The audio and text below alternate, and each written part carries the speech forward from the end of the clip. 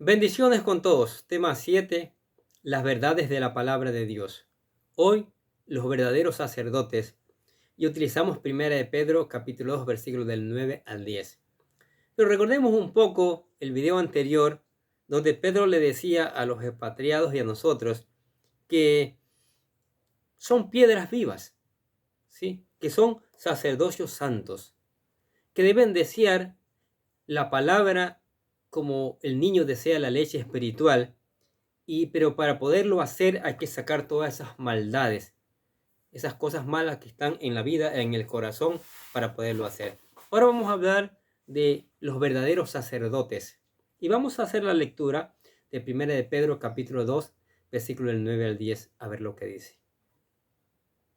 Mas vosotros sois linaje escogido, real sacerdocio, nación santa, pueblo adquirido por Dios, para que anunciéis las virtudes de aquel que os llamó de las tinieblas a la luz admirable.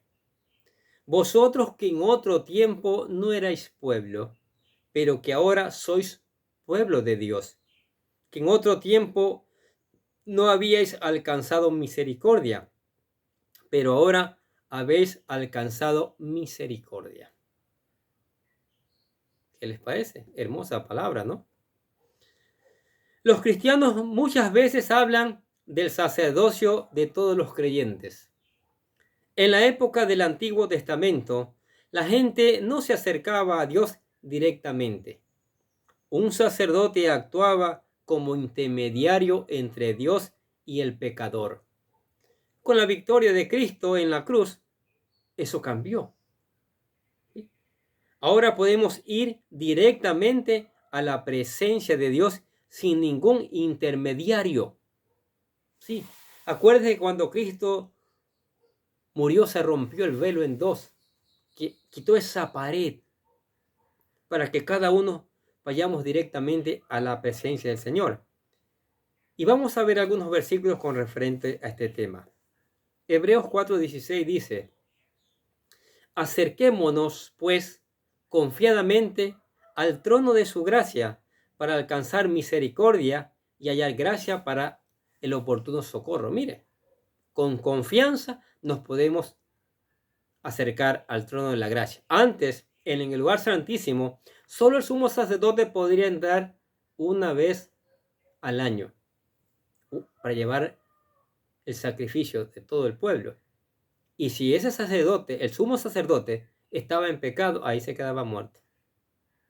Por ahí leí algunos textos, unos comentarios, que dice que entraba amarrado con una soga. Por si se llegaba a morir, tenían cómo sacarlo de allí. Mire, ahora no. En Cristo rompió esa barrera y con libertad podemos ir directamente a la presencia del Señor. ¡Wow! Y eso es maravilloso. Y se nos ha dado la responsabilidad de llevar a otros a su presencia también. Podemos ayudarle a que otros vengan. Por eso nos dio el mandato de hacer discípulos, la gran comisión. Mira lo que dice 2 Corintios capítulo 5, versículos del 18 al 21. Y todo esto proviene de Dios, quien nos reconcilió consigo mismo por Cristo y nos dio el ministerio de la reconciliación. Nos dio el ministerio de la reconciliación. Pero tenemos que hablarle a otros, ayudar a que otros se reconcilien con el Señor. Que Dios estaba en Cristo reconciliando consigo al mundo, no tomándoles en cuenta a los hombres sus pecados, y nos encargó a nosotros la palabra de reconciliación. Es la segunda vez que lo dice. Así que somos embajadores en el nombre de Cristo, como si Dios rogase por medio de nosotros. Os rogamos en el nombre de Cristo, reconciliados con Dios. Al que no conoció pecado, por nosotros lo hizo pecado, para que nosotros fuésemos hechos justicia de Dios en él. Cuando estamos unidos con Cristo como miembros de su cuerpo, nos unimos en una tarea de reconciliar a Dios con el hombre.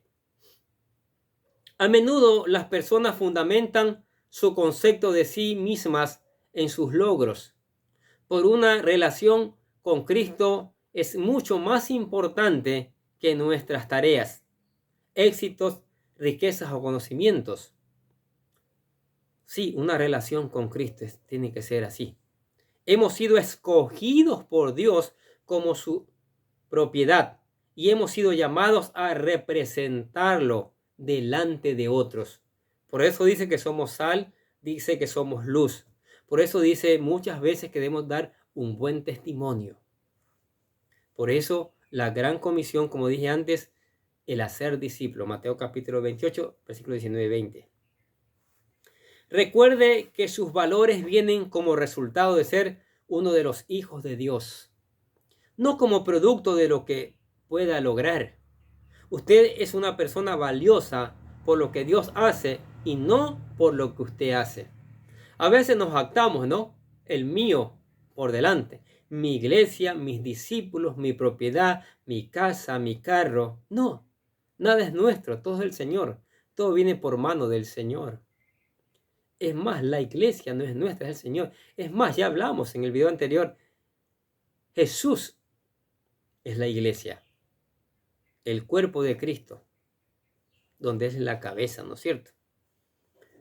Pedro continúa disertando acerca de temas grandes, de grandes privilegios. Las frases de los versículos 9 tienen un significado especial porque eso fue el nombre con que el Señor llamó al pueblo judío en el Antiguo Testamento. Sí, mire lo que dice Éxodo 19:6. Y vosotros me seréis un reino de sacerdotes y gente santa. Estas son las palabras que dirás a los hijos de Israel. Desde el Antiguo Testamento, mire. Deuteronomio capítulo 7, versículo 6. Porque tú eres pueblo santo para Jehová tu Dios. Jehová tu Dios te ha escogido para hacerle un pueblo especial, más que todos los pueblos que están sobre la tierra. Mire. Ahora sabemos que en la actualidad la iglesia es el pueblo de Dios. Y él aplica las mismas expresiones a los cristianos. Para los gentiles, esta era una idea revolucionaria. El ser identificados con esas frases: linaje escogido, real sacerdocio, nación santa y pueblo adquirido por Dios. Sí, estos nombres representan grandes privilegios que solamente los judíos habían disfrutado. Ahora, lo que es linaje escogido, según el versículo 9, la nación judía fue elegida con el fin de mediar entre Dios y el resto de la humanidad. Y ese era el papel del sacerdote. El deber de su pueblo era manifestar el carácter y las obras del Altísimo para que todo el mundo lo conociera y se sometiera a él. En algunas épocas la nación judía cumplió su tarea, pero en muchas otras no fue así. Su mal testimonio hizo que los gentiles blasfemaran contra Dios. Parece mentira, ¿sí? Vemos en la historia de los jueces, vemos en la historia de los reyes, como vieron reyes perversos en la nación de Israel. Romanos capítulo 2, versículo 24 dice: porque como está escrito, el nombre de Dios es blasfemado entre los gentiles por causa de vosotros. Y hoy también muchos cristianos se apartan y blasfeman el nombre de Dios, haciendo quedar mal a la iglesia, que es el cuerpo de Cristo. Se debe aclarar que Pedro utiliza los conceptos de linaje, sacerdocio, nación y pueblo que anteriormente se referían a los judíos para designar a los cristianos, quienes pueden ser llamados así, porque en esta época la iglesia es el pueblo de Dios y su instrumento para alcanzar el mundo, ¿sí? Como decir, los cristianos de ahora somos el Israel espiritual. La iglesia ahora cumple algunas funciones de las funciones que Israel tenía antes de la venida de Cristo. Sin embargo, no hemos de pensar que la iglesia puede sustituir de una vez y para siempre a Israel, ni tampoco que esa nación se debe confundir con la iglesia. No, son dos cosas diferentes por si acaso. Cuando Dios complete la formación de la iglesia, volverá a ocuparse de la nación judía para ser los sacerdotes y testigos en el mundo, como dice Romanos capítulo 9, versículos del 11 al 32 y Apocalipsis capítulo 7, versículos del 1 al 8. Esperemos que usted lea estas citas bíblicas en casa, ¿sí? Porque ya sabe, no tenemos tanto espacio para leer estas citas bíblicas. Ahora, habla el versículo de real sacerdocio, el versículo 9. Somos un real sacerdocio porque tenemos la responsabilidad de anunciar las virtudes de Dios, sus atributos y sus maravillosas obras, todo lo que revela su gloriosa excelencia. Pablo enseña que Dios tiene el propósito de que lleguemos a ser conforme a la imagen de Cristo, como dice Romanos 8:29. Cuando nuestras vidas manifiesten su divino carácter, entonces los demás conocerán las excelencias de Dios. Muchos rechazan a Dios, no quieren conocer a Dios por los malos testimonios que se dan de los cristianos hoy día, pero otros conocen a Dios por los buenos testimonios de los cristianos, de buenos cristianos. Así, los hombres deben reconocer que el Señor de los cristianos es el único Dios soberano, eterno y salvador de la humanidad. Cuando los creyentes no muestran una vida santa y no testifican a los demás, entonces fallan como lo hicieron los judíos. El mundo blasfema de Dios y no cree en él, ni peor en su Hijo, el Señor Jesucristo. Entonces, iglesia tiene que cambiar esa actitud. Cada uno de los miembros tenemos que vivir la vida en santidad y ser embajadores y predicadores de la palabra de Dios y cumplir la tarea de hacer discípulos. Esta misma expresión indica que el Altísimo nos honra con la posición de reyes. En el Antiguo Testamento, los reyes no podían ser sacerdotes porque estos tenían que ser de la tribu de Leví. Los reyes eran de la tribu de Judá. Sin embargo, Pedro dice que somos sacerdotes, pero al nivel de reyes. ¡Wow! ¡Qué maravilla! ¡Qué privilegio! Afirmar esto significa varias cosas. Primero, los sacerdotes cuidaban su vida personal, espiritual y moral para agradar a Dios. El versículo 9, pero dice que somos una nación santa y hemos de vivir separados del pecado y la inmundicia del mundo, pero no aislados de los incrédulos, sino anunciándoles las virtudes de el Padre Celestial. Para hacerlo, ellos tienen que conocernos, observarnos y oírnos. Hemos de estar en contacto con los hombres del mundo, pero no contaminarnos con sus valores y su mala conducta. Tercero, no todos los sacerdotes judíos tenían las mismas responsabilidades, pero todos se identificaban con el sumo sacerdote. Nuestra labor difiere en la manera de servir a Dios, pero también somos sumisos a Jesucristo, que es la cabeza de la iglesia. Y también no se olvide que estamos diseñados por los dones, ¿sí? Uno hace la tarea de evangelista, otro hace la tarea de enseñar, otro hace la tarea de predicar, otro hace la tarea de sanar, ¿sí? Pero todos damos cuenta al sumo sacerdote, el Señor Jesucristo. El creyente es un sacerdote que ofrece sacrificios espirituales y anuncia las virtudes de Dios. Ahora, también el versículo 9 dice que somos nación santa. El capítulo 1, Pedro exhorta a los creyentes a ser santos porque dice que Dios es santo. Esto mismo dijo primero a la nación judía y era responsable de obedecer las normas de la ley de Moisés y demostrar la santidad divina a través de la vida nacional, de su vida comunitaria y su ética personal, el mundo comprendería que Jehová era el único Señor santo y verdadero. Sí, pero en muchas épocas las naciones que los rodeaban solo veían el pecado del pueblo y no podían apreciar en ellos el reflejo del Creador, del carácter del Creador, como pasa hoy día.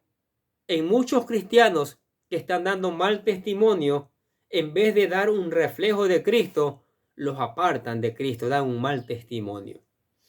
Actualmente, nuestro Padre ha dado a la iglesia el privilegio y la responsabilidad de cumplir este propósito, por lo que debe ser santa y reflejar al mundo que el soberano del universo es santo y verdadero, para que los hombres crean en él. Y aquí hay una pregunta. ¿Impactan al mundo en esa forma nuestras vidas e iglesia? ¿Está impactando al mundo con su vida, con su buen testimonio, siendo un buen sacerdote, siendo santo? Pensemos en eso, meditemos en eso. También dice el versículo 9 que somos pueblo adquirido por Dios. Además, somos un pueblo que pertenece al Altísimo. La mayoría de los lectores de esta carta no eran hebreos. En tiempos antiguos, Dios tenía que decir a los gentiles: no erais pueblo, porque no pertenecían a los que habían elegido para ser representantes en el mundo.